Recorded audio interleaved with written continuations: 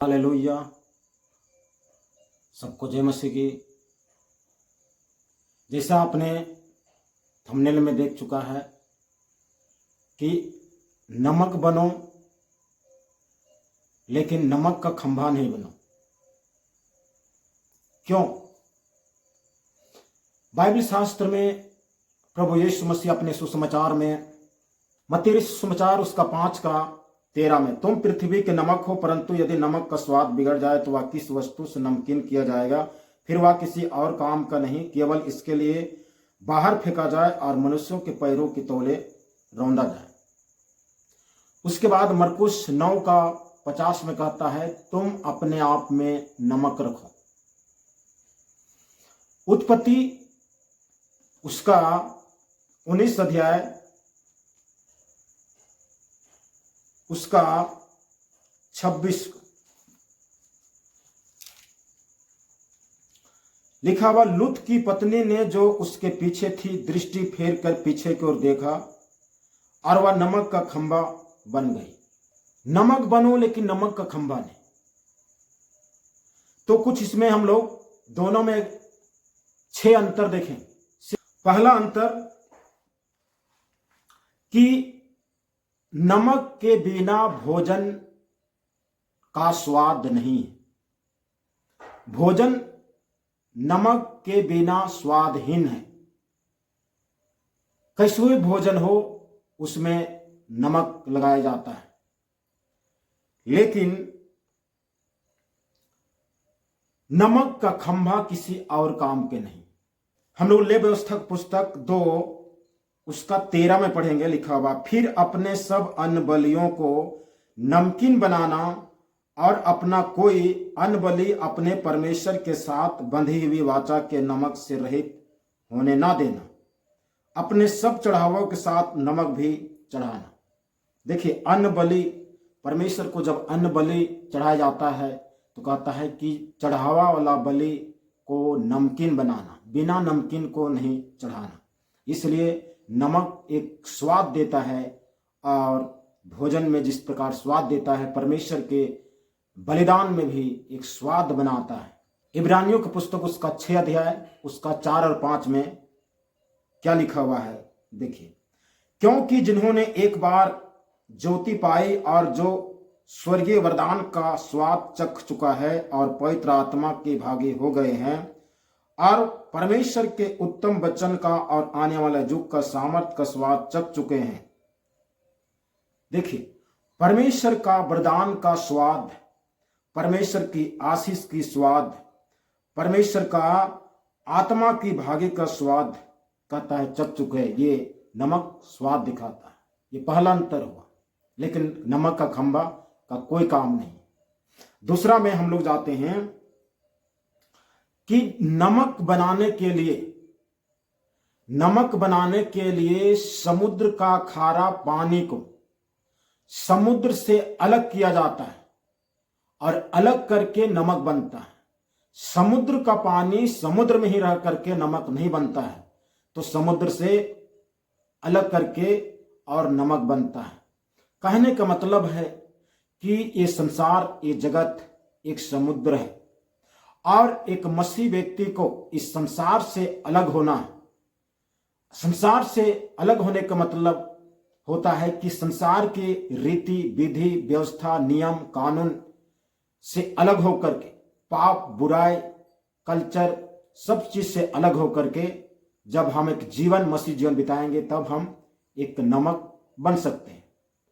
ऐसे भजन संहिता की पुस्तक 1 अध्याय उसका 1 में लिखता है वचन में कि क्या ही धन है वह पुरुष जो दुष्टों की युक्ति पर नहीं चलता और ना पापियों के मार्ग में खड़ा होता और ना ठट्ठा करने वाले की मंडली में बैठता है। देखिए, तब जो है एक अलगताई जीवन। हम एक कलीसिया के लोग हैं। कलीसिया का अर्थ होता है संसार से अलग किया हुआ झुंड। जब अलग रहते तब हम अपने आप में नमक बन सकते हैं। तो नमक बनने के लिए समुद्र से अलग, संसार से अलग, और नमक का खंभा संसार के साथ समझौता।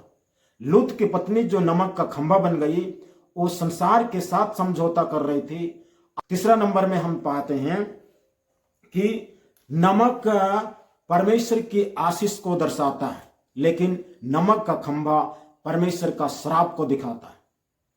क्योंकि लूत की पत्नी को आज्ञा दिया था परमेश्वर, आदेश दिया था परमेश्वर आज्ञा पालन करने के लिए, बात को सुनने के लिए, लेकिन जो है वो नहीं मानी, इसलिए नहीं मानने के कारण श्राप मिल गया। हम लोग दूसरा राजा का पुस्तक उसका 2 अध्याय उसका हम लोग पढ़ेंगे 19 से 22 तक। यहां लिखता है, उस नगर के निवासियों ने एलीशा से कहा, देख यह नगर मन भावने स्थान पर बसा हुआ है, जैसा मेरा प्रभु देखता है, परंतु पानी बुरा है और भूमि गर्भ गिराने वाली है। उसने कहा, एक नए प्याले में नमक डालकर मेरे पास ले आओ। वे उसे उसके पास ले आए। तब वह जल सोते के पास निकल गया और उसमें नमक डालकर कहा, यहोवा यो कहता है, मैं यह पानी ठीक कर देता हूं, जिससे वह फिर कभी मृत्यु या गर्भ गिराने वाला का कारण ना होगा। एलीशा के इस वचन के अनुसार पानी ठीक हो गया और आज तक ऐसा ही है। पानी बुरा है, खराब है और भूमि गर्भ गिराने वाले हैं। परमेश्वर के दास एलीशा ने नए प्याले में नमक डाल करके उस पानी के सोते को आशीष किया और भूमि भी को भी, और दोनों आशीषित हो जाता है। इस प्रकार से नमक आशीष को दर्शाता है, आशीष को प्रकट करता है, परंतु नमक का खंभा श्राप को दिखाता है। अगला चौथा अंतर हम लोग देखते हैं। नमक का प्रतीक प्रेम, दया, भलाई, नम्रता, संयम है, लेकिन नमक का खंभा जो है नफरत, द्वेष, संसारिक अभिलाषा, दुनियाई मोह माया, इस चीज को दिखाता है। पहले यूहन्ना की पत्री उसका 4 अध्याय उसका हम लोग 7 और 8 को पढ़ेंगे तो लिखता है, हे प्रियो, हम आपस में प्रेम रखें, क्योंकि प्रेम परमेश्वर से है। जो कोई प्रेम करता है वह परमेश्वर से जन्मा है और परमेश्वर को जानता है। जो प्रेम नहीं रखता वह परमेश्वर को नहीं जानता, क्योंकि परमेश्वर प्रेम है। तो नमक का प्रतीक है प्रेम, क्योंकि परमेश्वर प्रेम है और हमें उस परमेश्वर की प्रेम को जानने की जरूरत है।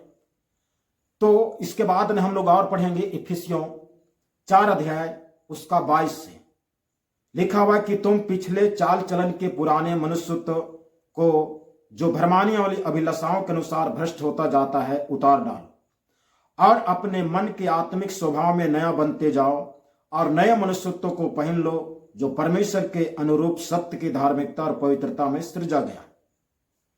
परमेश्वर प्रेम है और परमेश्वर प्रेम है, तो यहां पर कहता है कि हम एक मसीह व्यक्ति पुराने मनुष्यत्व को जो भरमाने वाली अभिलाषाओं के अनुसार चलते थे उसको उतार डालना। उतारने के बाद में हम अपने मन में आत्मिक स्वभाव में नया बनते जाते हैं और हम अपने नए मनुष्यत्व को पहन करके परमेश्वर के अनुरूप सत्य की धार्मिकता, कहे तो परमेश्वर की समानता और स्वरूपता को हमें धारण करना है। अर्थात परमेश्वर प्रेम है तो परमेश्वर को प्रेम हमें भी होना चाहिए। परमेश्वर जैसा प्रेम करता हो वैसा हम भी प्रेम करें, क्योंकि यही है नमक का प्रतीक, नमक का चिन्ह और नमक का आशीष कि हम परमेश्वर की स्वरूपता और समानता में हम भी प्रेम करें। और नमक का खंभा प्रेम नहीं है, वो नफरत है, द्वेष है, कला है, निर्दय है। तो इस प्रकार से ये चौथा अंतर हो गया। 5 में हम लोग देखते हैं नमक जो है परमेश्वर की आज्ञा पालन है और नमक का खंभा परमेश्वर की आज्ञा उल्लंघन करने का काम है। तो व्यवस्था विवरण 28 अध्याय उसका 1-2 में क्या लिखता है, यदि तू अपने परमेश्वर यहोवा की सब आज्ञाएं जो मैं आज तुझको सुनाता हूं चौकसी से पूरा करने को चित्त लगाकर उसकी सुने तो वह तुझे पृथ्वी के सब जातियों में श्रेष्ठ करेगा, फिर अपने परमेश्वर यहोवा के सुनने कारण सब आशीर्वाद तुझ पर पूरे होंगे। क्या कहता है? पृथ्वी के सब जातियों से श्रेष्ठ बनाऊंगा, पृथ्वी के सब जातियों से श्रेष्ठ बनाऊंगा। अर्थात नमक की तुलना और कोई नहीं कर सकता पृथ्वी में। उसी प्रकार तुम नमक बन जाओगे तो पृथ्वी के सब जातियों से, सब लोगों से तुम श्रेष्ठ रहो। तो परमेश्वर की आज्ञा पालन का परिणाम है कि हम नमक बने रहेंगे और स्वादिष्ट रहेंगे। लेकिन यदि आज्ञा पालन नहीं करेंगे तो नमक का खंभा, जिसको बाइबल शास्त्र प्रभु यीशु मसीह भी कहता है कि लूत की पत्नी को स्मरण करो। क्यों स्मरण करने के लिए कहता है? क्योंकि उन्होंने आज्ञा उल्लंघन करके श्राप को कमाए। तो उसके बाद में अगला छठा कारण देखेंगे, गिनती 18-19 लिखा हुआ है, पवित्र वस्तुओं की जितनी भेंट इस्राएली यहोवा को दे, उन सबों को मैं तुझे और तेरे बेटे बेटियों को सदा का हक करके दे देता हूं। या तो तेरे और तेरे वंश के लिए यहोवा की सदा के लिए नमक की अटल वाचा है, नमक की अटल वाचा है। तो नमक बलिदान चढ़ाने वाला का वाचा है, लेकिन नमक का खंभा ये कोई बलिदान का कोई वाचा नहीं। तो इस प्रकार से जो है हम लोग इस नमक और नमक का खंभा में हम लोग 6 अंतर देखें। अति प्रिय भाई बहन, तमाम विश्वासियों, आप लोग को हमारी तरफ से यही अर्जी है कि नमक बनो, लेकिन नमक का खंभा नहीं बनना है। नमक का खंभा आज दुनिया देख करके उस लूत की पत्नी को, लूत की पत्नी की लालच को, लूत की पत्नी की घमंड को और संसारिक मोह माया को देख करके जो आज भी जो है श्राप देते हैं। आज लोग कोसते हैं कि लूत की पत्नी जैसा किसी को नहीं बनना। तो इसको छोड़ दिया है, जिसको त्याग दिया है, जिस पाप को छोड़ दिया उसको मुड़ कर देखने वाले वो हो गए। इसलिए बाइबल शास्त्र कहती है नमक बनो परंतु नमक का खंभा नहीं। परमेश्वर आशीष दे आप सबको और मेरी ओर से सबको जय यीशु मसीह। परमेश्वर के दास के द्वारा टीचिंग्स को सुनने के लिए, अनाउंसमेंट्स और अपडेट्स को जानने के लिए आप हमारे YouTube चैनल को सब्सक्राइब करें और साथ में बेल आइकन को दबाएं, ताकि जब भी कोई नई अपडेट हो तो आप सबसे पहले जान सकें।